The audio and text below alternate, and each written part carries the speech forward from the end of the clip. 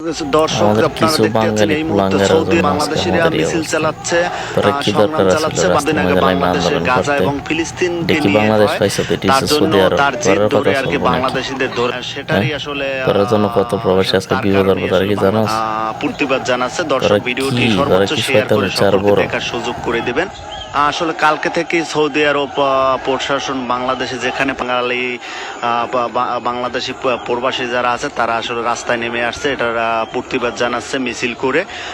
আসলে বাঙালি জেগে উঠলে হয়তো সারা বিশ্বের জন্যই হুমকি। দর্শক আপনারা দেখতে পাচ্ছেন আসলে আমাদেরই তো ভাই বোন, আমাদের বাঁচানোর জন্যই আর কি তারা মাঠে নেমেছে।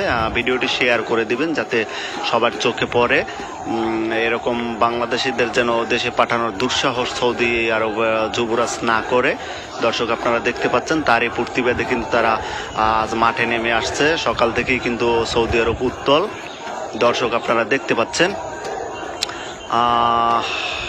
আসলে বাংলাদেশে ভাই বোনেরা যারা ছিলেন তারা হয়তো গাজা বা ফিলিস্তিনকে ভালোবেসেই সৌদি আরবকে জোতা পিটে করছে।